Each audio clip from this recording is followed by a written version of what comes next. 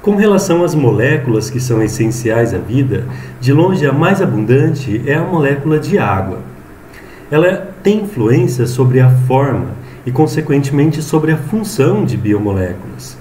Muitas reações bioquímicas ocorrem em um ambiente aquoso. Em algumas reações, a água atua até mesmo como reagente. Um outro exemplo importante é o fato de que é a oxidação de moléculas de água que leva à formação, por seres fotossintetizantes, do oxigênio molecular que nós respiramos. Todas as biomoléculas estão presentes em um ambiente aquoso, portanto, a interação que elas estabelecem ou não com moléculas de água vai ser muito importante. Então, observem aqui, nessa tabela, alguns exemplos de moléculas polares, que possuem grupos funcionais que são polares em sua composição. Essas são, portanto, hidrofílicas, estabelecem ligações de hidrogênio com a água.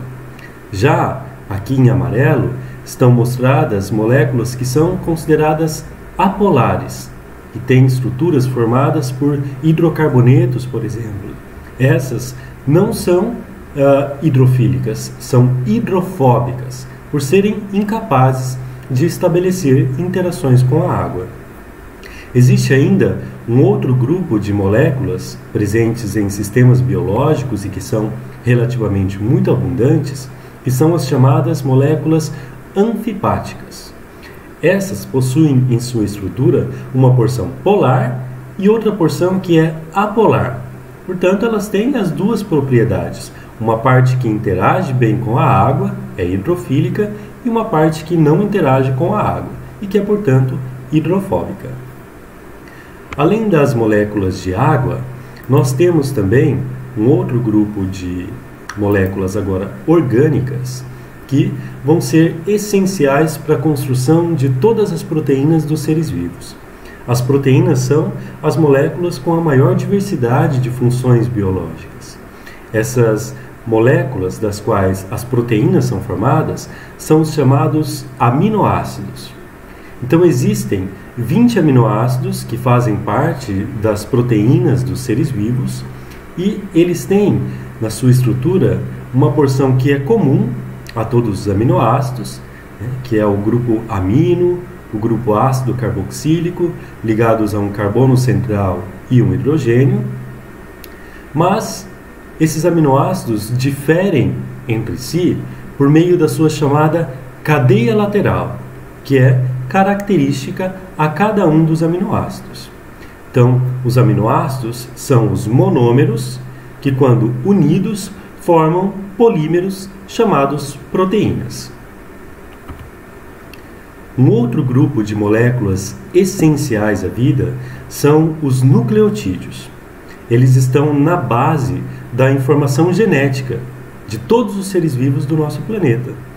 A união de vários nucleotídeos leva à formação de ácidos nucleicos, como o DNA e o RNA, além de outras funções que são desempenhadas pelos nucleotídeos. Todo nucleotídeo é formado a partir de 3 estruturas: uma base nitrogenada, um açúcar de 5 carbonos e um fosfato.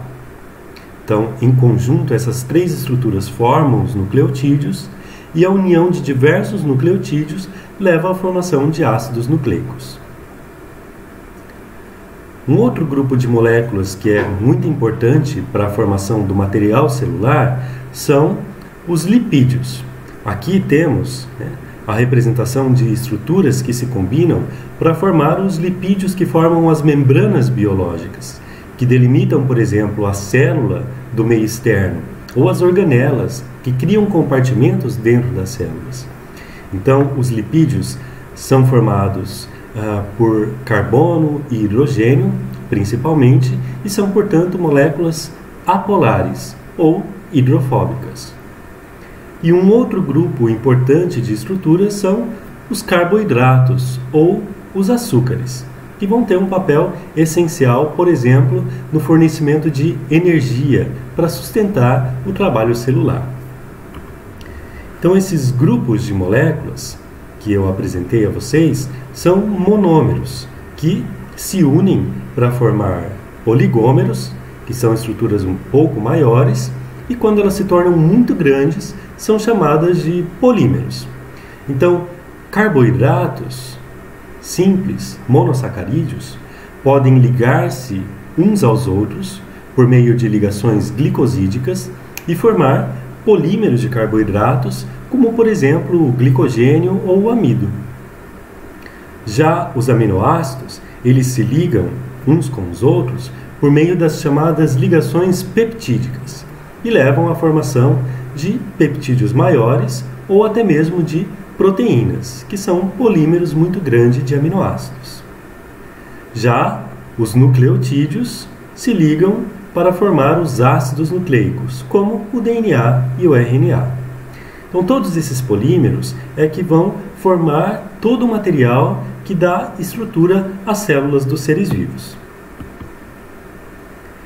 Então, se fizermos uma análise percentual de qual é a contribuição de todas essas moléculas para a estrutura, né, de uma célula viva, aqui no caso da E. coli, uma bactéria, podemos observar que 70% do volume da célula é composto por água, já 30% é composto de outras substâncias químicas. Entre esses 30%, nós temos cerca de 1% de íons inorgânicos, que não tem carbono em sua composição, 3% de moléculas pequenas, 2% de fosfolipídios, que formam as membranas biológicas, 1% é DNA, 6% é RNA, 15% são proteínas e cerca de 2% são polissacarídeos. Então vejam, esses são os grupos das macromoléculas e dentro, né, das substâncias químicas que compõem as células, elas são a maioria. Já se fizermos uma comparação entre essa bactéria, que é a E. coli, com a célula de um mamífero, nós podemos observar uma semelhança em termos desses percentuais. Então, a quantidade de água e de íons, de miscelânea de pequenas moléculas e metabólitos é muito semelhante, mas em termos de proteína, por exemplo, já encontramos uma diferença, né? 15% na bactéria contra 18% na célula de um mamífero. Isso reflete provavelmente o fato de que a célula de um mamífero desempenha muito mais funções especializadas, portanto requer muito mais dessas moléculas que são agentes dessas funções especializadas, que são no caso as proteínas. E aqui podemos observar dois esquemas que comparam as estruturas de uma célula bacteriana e de uma célula eucariótica animal. Então vejam que existem diferenças com relação ao seu tamanho. Uma célula bacteriana é relativamente menor do que o tamanho médio de uma célula animal, mas existem diversos componentes ou estruturas celulares que são comuns aos dois tipos de células. Aqui observamos dois grupos diferentes de células eucarióticas, que são células animais e células vegetais. Então, notem que muitas das setas elas são comuns aos dois tipos de células, indicando que ambas têm estruturas muito parecidas, por mais que os organismos aos quais elas pertencem sejam distintos.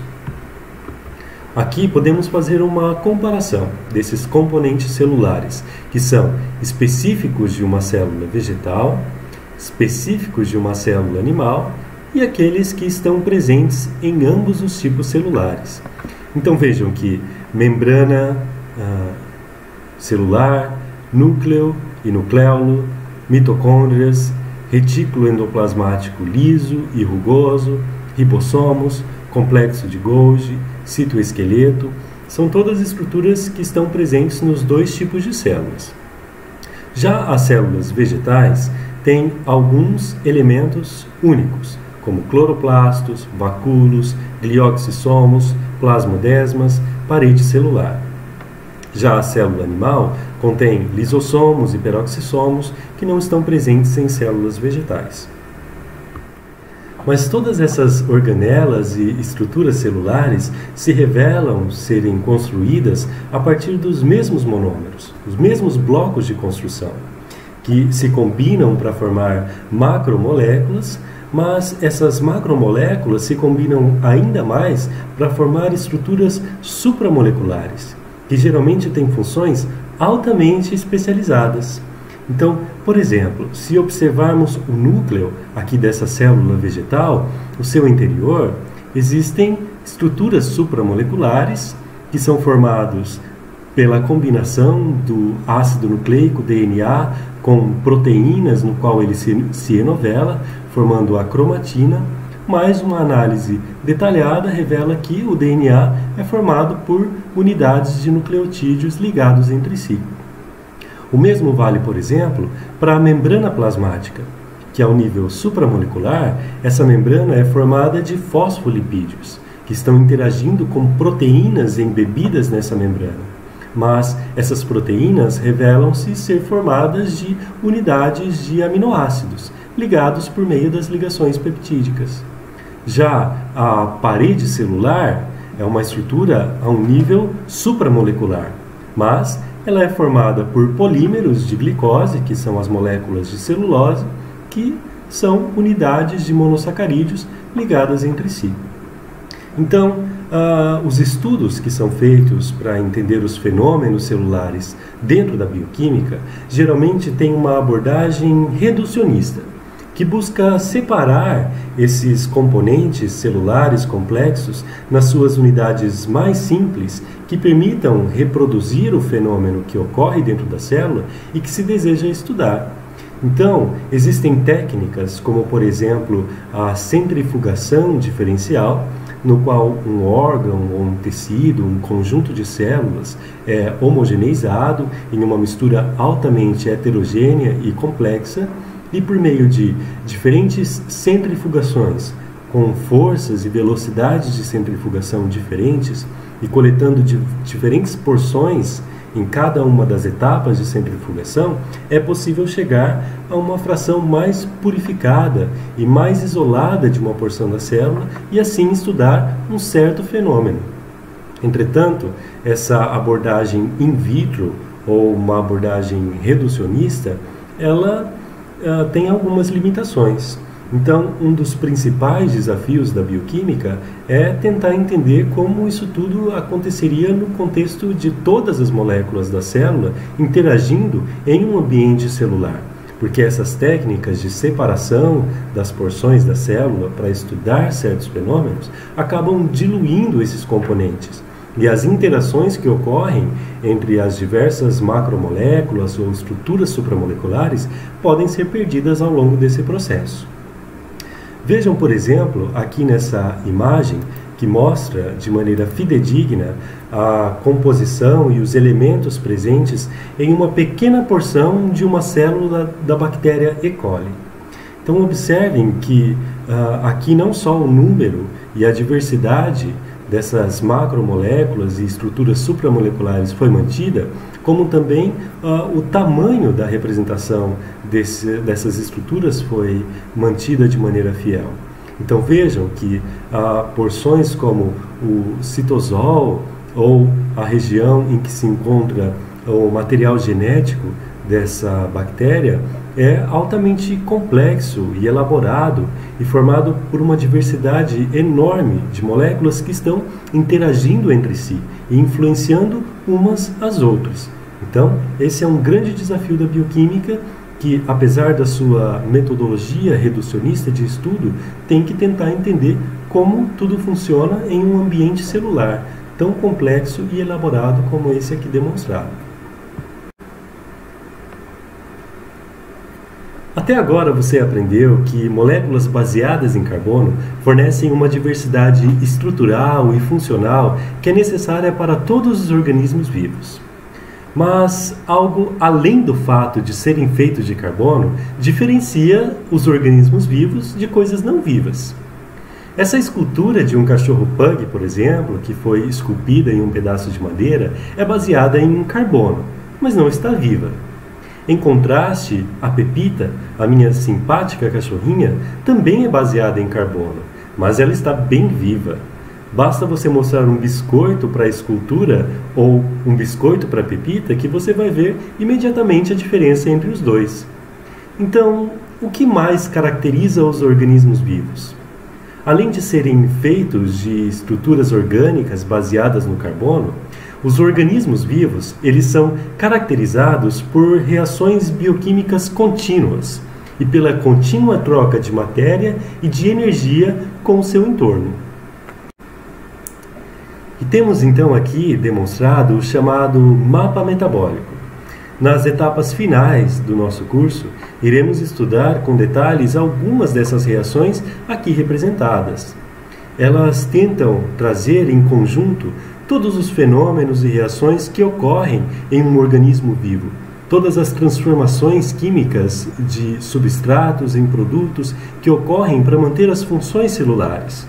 Então, cada uma dessas etapas e dessas vias aqui representadas são esquemas demonstrando o que está aqui abreviado da seguinte forma. Então, observem que uma certa molécula, denominada como molécula A, sofreu uma reação catalisada pela enzima 1 e se transformou em uma molécula B, que sofreu a reação de uma segunda enzima, sendo transformada em uma molécula C, e assim sucessivamente, até que se formou o produto final, a molécula F, que é completamente diferente da molécula que iniciou essa via metabólica.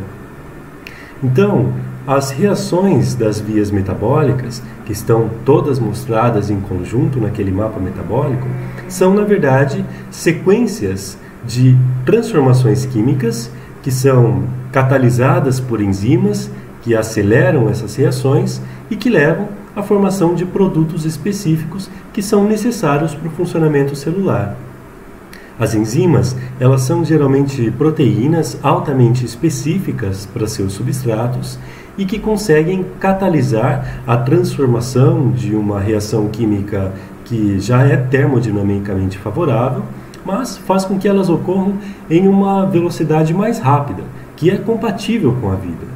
Então, essas vias geralmente são abreviadas pela sequência dessas reações e dos intermediários que elas apresentam. Bom, e aqui nesse último slide podemos observar uma representação geral do chamado metabolismo energético. Vejam que ele pode ser dividido em duas rotas ou duas fases principais. As rotas das reações catabólicas e as reações chamadas anabólicas. Nas reações catabólicas, existe a utilização de nutrientes que foram armazenados, de alimentos que foram ingeridos, ou até mesmo, no caso dos seres fotossintetizantes, da energia dos fótons da luz solar, para que ocorra a conversão de moléculas carreadoras de energia, como o NADP+, e o ADP, nas suas formas mais energéticas, o ATP ou o NADH ou NADPH. Então, para que ocorra esse tipo de conversão em formas mais energéticas, há necessidade de liberação de energia. Então, essa energia pode ser proveniente dos fótons da luz do Sol ou desses compostos que são ricos em energia, que são a fonte, então, para os chamados seres heterotróficos. Então, durante essas rotas catabólicas, normalmente esses compostos são convertidos em elementos mais simples, enquanto que a energia é armazenada na forma de ATP ou coenzimas reduzidas. Já as reações anabólicas, elas utilizam esses compostos simples e que são pobres em energia para convertê-los em moléculas que são complexas, ricas em energia e que são essenciais para o funcionamento celular. Então, esse processo anabólico requer um fornecimento de energia. Só que agora, devido às reações catabólicas, existe uma forma de energia que é utilizável e aproveitável pela célula. Então essa energia vai ser convertida, né, justamente na energia química desses compostos ou em formas diferentes de trabalho celular, enquanto que esses carreadores temporários de energia são novamente convertidos nas suas formas menos energéticas e que dependem então novamente das reações catabólicas para voltarem a ficar em um estado em que podem sustentar as chamadas reações anabólicas. Então, em conjunto, o catabolismo e o anabolismo formam o chamado metabolismo, que será o tema final do estudo da nossa disciplina.